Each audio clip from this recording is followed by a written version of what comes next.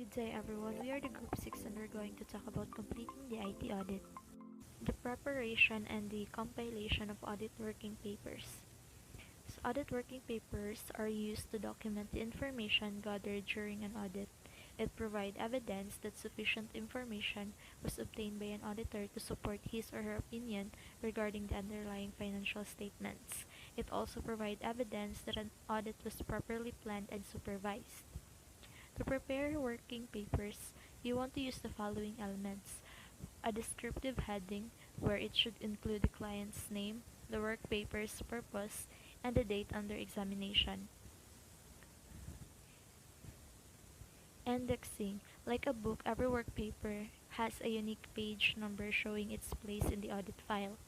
Cross-referencing, to improve your efficiency, you want to cross-reference your working paper to related and supporting working papers.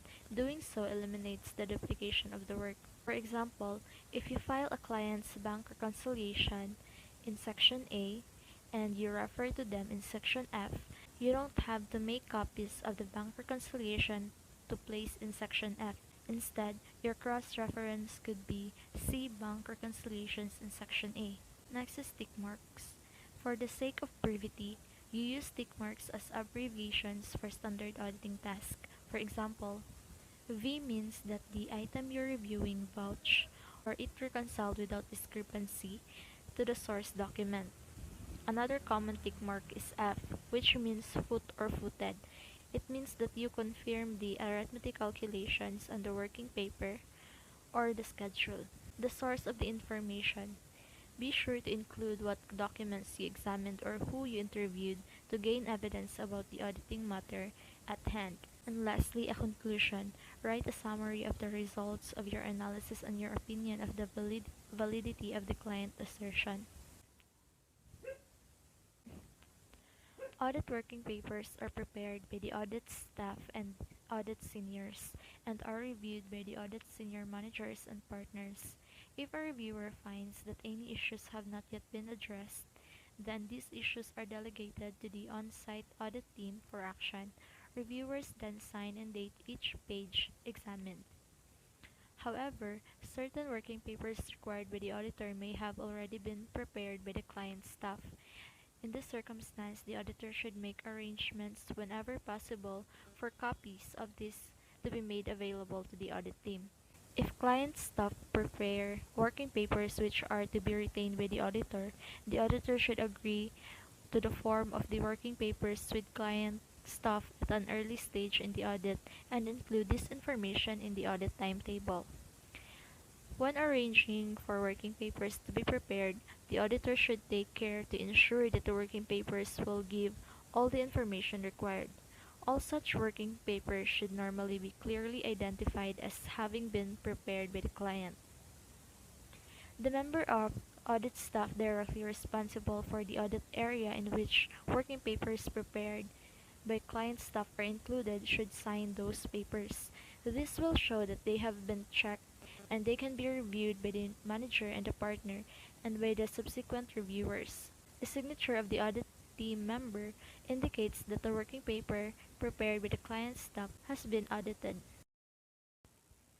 This is an example of an audit working paper template with the instructions that this practice aid is intended to help auditors document the results of testing while meeting the requirements of AU-C Section 230 or audit documentation. This publication is another auditing publication as defined in AU-C Section 200, overall objectives of the independent auditor and the conduct of audit in accordance with GAAS. Other auditing publications have no authoritative status, however, they may help you as an auditor understand and apply certain auditing standards. In applying the auditing guidance included in other auditing publication, the auditor should, exercising professional judgment, assess the relevance of appropriateness of such guidance to the circumstances of the audit. The audit guidance in this document has been reviewed by the AICPA Audit and Attest Standards staff and published by the AICPA. It is presumed to be appropriate. This document has not been approved, disapproved, or otherwise acted on by any senior technical committee of the AICPA. This is how the working paper template looks like.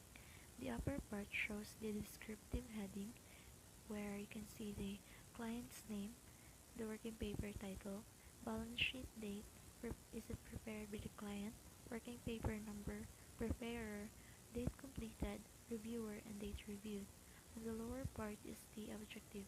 If not addressed elsewhere in the audit file, describe the nature of the procedures to be performed and the assertions being tested. Next is the results of procedures and evidence obtained. In this section, document the results of the audit procedures performed. The form and content of the documentation depend on the nature of procedures performed. However, the documentation must be sufficient to enable an experienced auditor having no previous connection to the audit understand the extent of the auditing procedures performed, the results of those procedures, and the audit evidence obtained.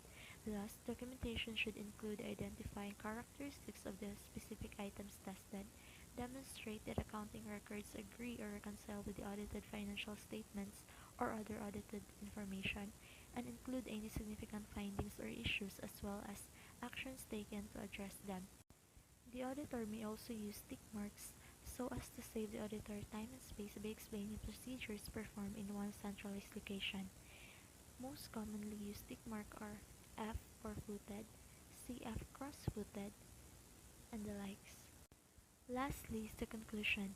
If significant findings or issues were noted, document the conclusions reached thereon, and significant professional judgments made in reaching those conclusions. And since this topic is about the IT audit, several software providers sell off-the-shelf software that creates electronic versions of working papers so that the auditors are not as burdened by the volume of paperwork commonly found in a traditional audit. Example of this software is a caseware, which will be featured in the next video. Take your engagements further with new cloud integration enhancements in Working Papers 2020. Analytics AI can now be integrated with Working Papers. Analytics AI is part of Caseware's growing suite of intelligence analysis tools that can aid in audit planning and risk management. Create your Analytics AI file from Working Papers to easily upload your trial balance and transactions, saving you time and effort during transaction analysis and testing. Contact us today to learn more.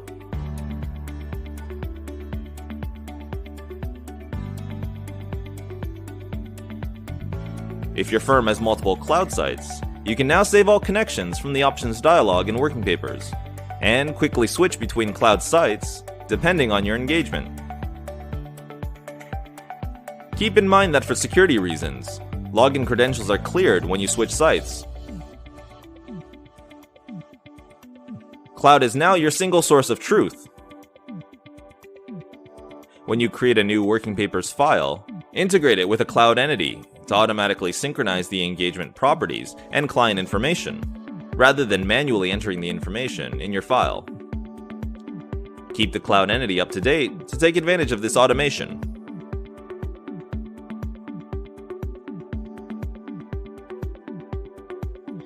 Save time and effort by changing the document properties on multiple lead sheet grouping, tax reconciliation, or trial balance documents all at once, as long as they're of the same type and format.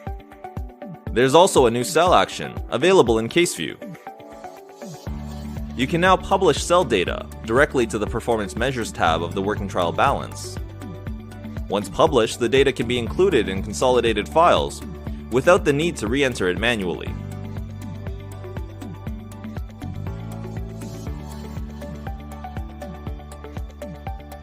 Take your engagements further with Working Papers 2020.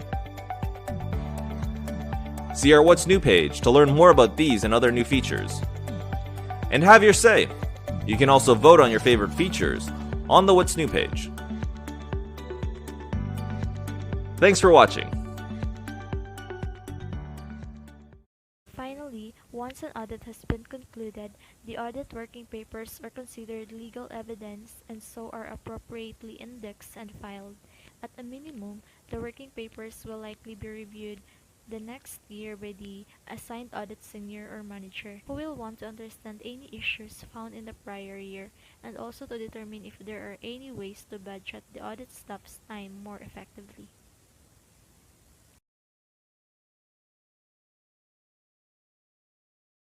Good afternoon. This is IT Audit Report and Recommendations.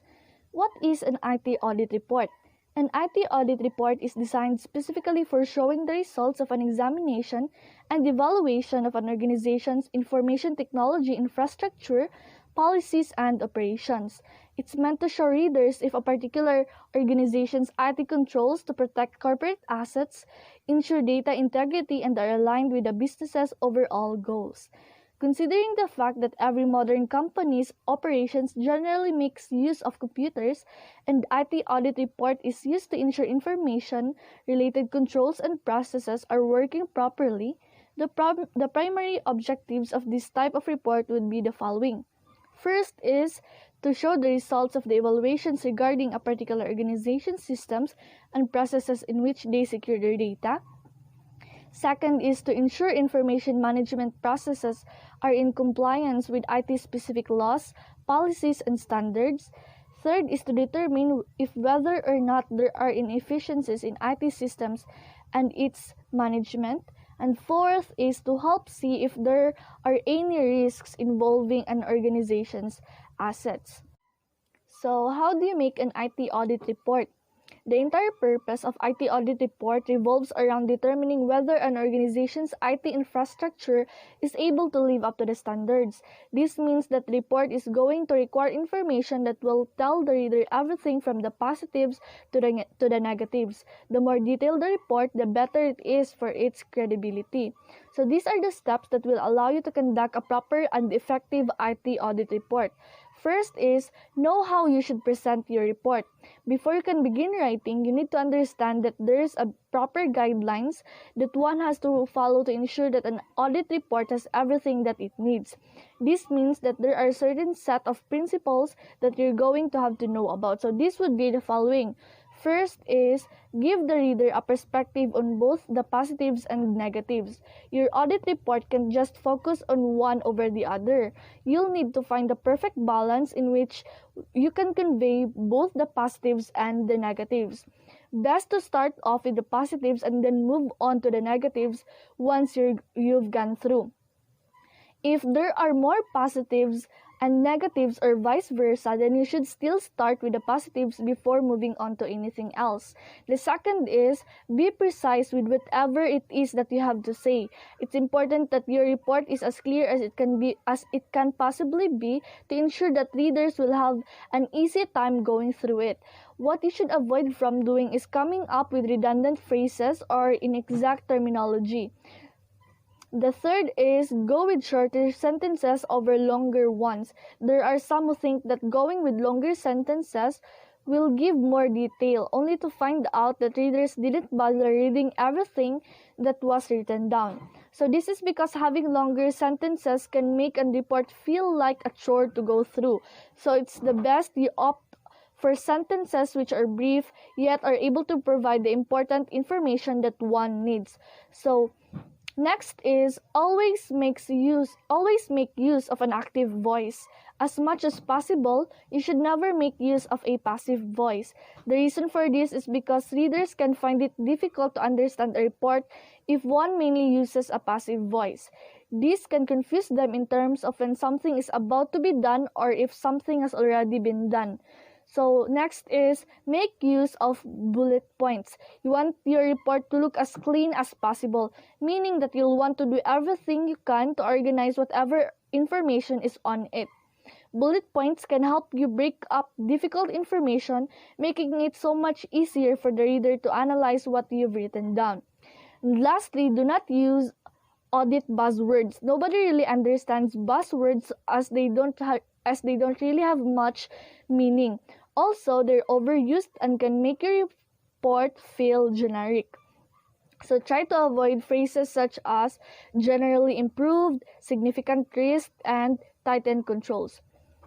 So the second step is to create an outline of your report. Before you begin writing, read the results of the audit report and make an outline for yourself based on all of the different sections that your report is going to need.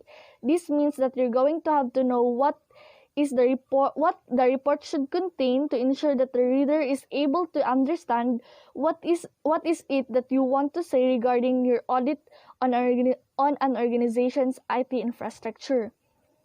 A standard outline is comprised of headings marked by Roman numerals and subsections that use letters, numbers, or lowercase Roman numerals. You can go about in outlining your report in whatever way you wish. Just make sure that the reader can understand what it is that you have written down. So the third step is make your report introduction. As soon as you start, you need to come up with a proper introduction. With it, you will be telling the reader exactly what he or she may expect when going through whatever you have written down. Also, the introduction is very handy tool in terms of acting as a disclaimer. What that means is that you can use it to inform the reader of any background that he or she will need to know before reading through the report. So fourth is follow with the purpose and scope methodology. This section provides information about the audit as well as answering a couple questions regarding how it was done. This section should also be able to address the methodology that was used upon conducting the audit. So these are the questions that you will need to cover in the fourth step. For what reason was the audit conducted? This is pretty simple since it is straight to the point. You basically state the reason as to why the audit had to be done. Perhaps there was a report stating that management of a particular organization's IT has not been following with the current IT standards. Well, there are many reasons that could prompt an audit report. You'll need to figure out what those are. Second is what information was and was not included in the report. The reader will definitely want to know about this as he or she would like to determine if whether or not you were able to provide everything needed in the audit report. Make sure that you come up with a list of everything that you've managed to get a hold of during the audit, as well as what you've refrained from using upon making the report. So the next is when was the time period in which the audit was conducted. This is very important as determining when the audit was conducted can state when violations were spotted as well as allowing one to compare the current audit to that of any previous ones. Next is what are the objectives of the audit. Basically, you're trying to point out what is it that the audit is supposed to do. Is it trying to prove that a particular organization's IT department is living up to the standards and are following procedures? Or maybe it's to show whether or not there are any violations that have been committed. Make sure to point out the objectives clearly when writing it down in the report. So the last step is write down the overall audit rating and recommendations. When you're done providing all the other information that's vital in the report, then the last step is to provide the audit rating as well as what you can recommend in terms of what needs to be done. For example, if an organization's IT management has one too many flaws but has not exactly committed any violations, you must state as such in the report. Also, point out the negatives and the best methods by which the organization can fix these flaws to ensure that they live up to the modern business IT standards. So next is the contemporary issues in IT audit. So first is the IT security and privacy or the cybersecurity. So cybersecurity refers to the measures taken to protect a computer or computer system against unauthorized access from a hacker. A robust cybersecurity policy protects secure, critical, or sensitive data and prevents it from falling into the hands of malicious third parties. So the common issues in cybersecurity are phishing, spear phishing, and injecting malware code into a computer system. So the risk in here is financial loss, personal information at risk, inoperable computers and system networks, hardware failure, and data loss and data theft. So how to protect it? So first is keeping the data safe. So this includes staff should only have access to the information vital to their particular role within the company. Then password protection program. So to stay protected from a data breach, businesses and their employees should use strong passwords for every site access on a daily basis. Then also, passwords should never be shared between employees or written down where others can see it. Then they should update security software. So companies should utilize firewalls, antivirus software, and anti-spyware programs to help ensure sensitive data cannot be easily accessed by hackers. Then next is employee training. So all employees should be trained on the importance and methods of data security. Both physical and digital records should be safeguarded at all times, and confidential information about clients, employees, or corporate affairs should always remain secured. Then, last is the data encryption. So, all data, whether on a personal device, computer, or server, should be protected by proper encryption. So, to prevent such issues, the following should be observed. Monitor unusual behavior, investigate suspicious files, review system communication, and run scans. So next contemporary issues is data management and governance. So it is the process of managing the availability, usability, integrity, and security of the data in enterprise systems based on internal data standards and policies that also control data usage. Effective data governance ensures that data is consistent and trustworthy and doesn't get misused. So the issues here are the increase in scrutiny of data lifecycle management by regulators, auditors, customers, employees, and business partners. Then, another issue is exacerbated due to device proliferation, cloud support, emerging malware technologies, evolving regulatory requirements, and the file sharing solutions. So, the risk here is the fines, financial impacts, loss of brand, and loss of critical data. So, the following should be observed to mitigate such risks. So, move to a programmatic approach to auditing, similar to cyber risk. Point-specific issues are no longer helpful. Begin with organization policies and taxonomies. Review linkages to relevant laws and regulations. Evaluate storage and defensible destruction requirements. And evaluate linkage to bring your own device management policies and procedures. So, third contemporary issue is the emerging technology. So, emerging technologies are technologies whose development, practical applications, or both are still largely unrealized, such that they are figuratively emerging into prominence from a background of non-existence or obscurity. So, the issues here is the rapid evolution of guided and non-guided vehicles for business application, potential for significant disruption, and lack of standards or regulatory oversight. Then the risks here are the regulatory violations, potential cyber exposure, potential need for guidance, lack of qualified support resources, potential loss of data, failure to adapt, and evolving control structure. Then the recommendations to mitigate such risks and issues is monitor evolution of solutions, discuss with management planned explorations of solutions, perform detailed risk analysis of planned explorations, work with management to develop control solutions, and consider impact of system development life cycle. Another issue is concerning the staffing and skills of workers in the entity. Staffing is an operation of recruiting the employees by evaluating their skills, knowledge, and then offering the specific job roles accordingly. So each person who works in an organization has a dynamic and unique skill base.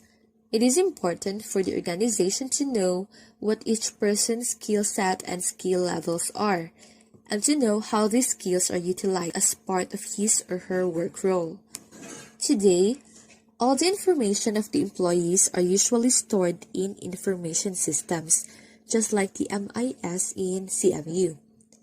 This is where they look to identify the skills an organization currently has and where the skill gaps lie in order for an organization to meet its strategic objectives. In relation to staffing, we have what we call artificial intelligence, meaning the intelligence demonstrated by machines. So today, cognitive computing technology is becoming more prevalent and will likely be the driving factor behind real-time critical decision making, especially for a variety of business purposes, including risk management, buy or sell decisions, retail, and healthcare. These issue accompany risks. The risks include the following. So it requires good data management and real-time data feeds. And also, poor decision making may arise. Another issue related to staffing and skills is all about the alternative workforce.